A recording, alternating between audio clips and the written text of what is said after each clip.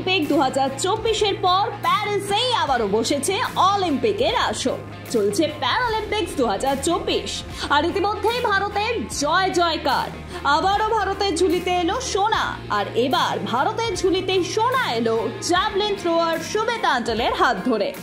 Tokyo প্যারালিম্পিক্সেও সোনা জিতেছিলেন তিনি, আর আবারও নতুন রেকর্ড করে প্যারালিম্পিক্সে সোনা জিতলেন সুমিতা অন্টিল।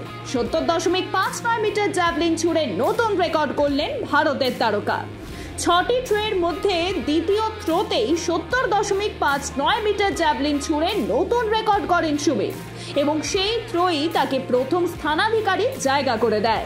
প্যারালিম্পিক্সে ভারতের জয় জয়কার, আর এবার মিক্সড টিম ইভেন্টে তীরন্দাজিতে ভারতের ঝুলিতে এলো ব্রোঞ্জ রাকেশ এবং শীতলের হাত ধরে।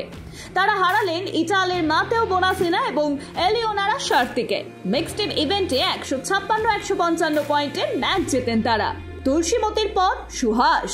প্যারালিম্পিক্সে ব্যাডমিন্টনে ভারতের দখলে আরও একটি রূপো, যদিও এবারও একটুর জন্য হাতছাড়া হলো সোনা। যদিও প্রথম থেকেই ফ্রান্সের লুকাস মাজুদ ছিলেন দাপটের সঙ্গে, যার ফলে খুব সহজেই জিতে নেন সোনা। যদিও সুহাস গত 2020 টোকিও প্যারালিম্পিক্সে দৌড়ে থেমে গিয়েছিল ফ্রান্সের এই লুকাসের কাছে।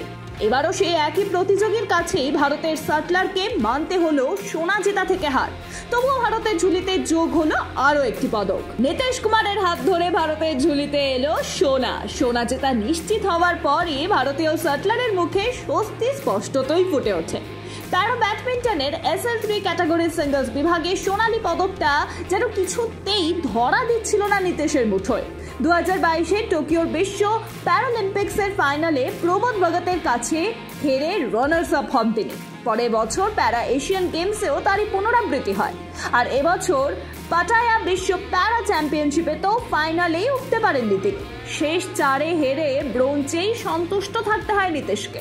আর এদিন প্যারিসের ফাইনালে যেন সেই সেমিফাইনালে রিম্যাচ হলো, কারণ সেদিন প্রতিপক্ষ ছিলেন ব্রিটিশের প্যারা শাটলার ড্যানিয়েলি, যার বিরুদ্ধে এদিনের আগের সব ম্যাচই হেরেছেন নীতিশ। তবে ফাইনালে প্রতিপক্ষকে নিয়ে বিশেষ ভাবনা ছিল না তার।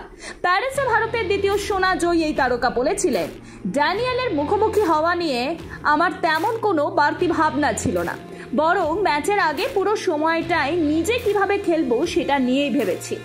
ড্যানিয়েলকে হারানোর ভাবনা মনে আসলেও তাকে গুরুত্ব দিই, শুধু ম্যাচে ফোকাস করেছি। প্রথম গেমের পরও জয়ের পর কি করব সেসব চিন্তা করিনি, বরং ম্যাচটা শেষ হওয়া পর্যন্ত অপেক্ষা করার কথাই ভেবেছি। বাতের ব্যথায় কাবু ভারতের তারকা শাটলার সাইনা নেহওয়াল, আর এই চোটের জন্য এবার অবসরের কথা চিন্তা ভাবনা করছেন লন্ডনের অলিম্পিক্সের পদকজয়ী তারকা। হাঁটুতে বাতের ব্যথা, যার জেরে কাবু সাইনা।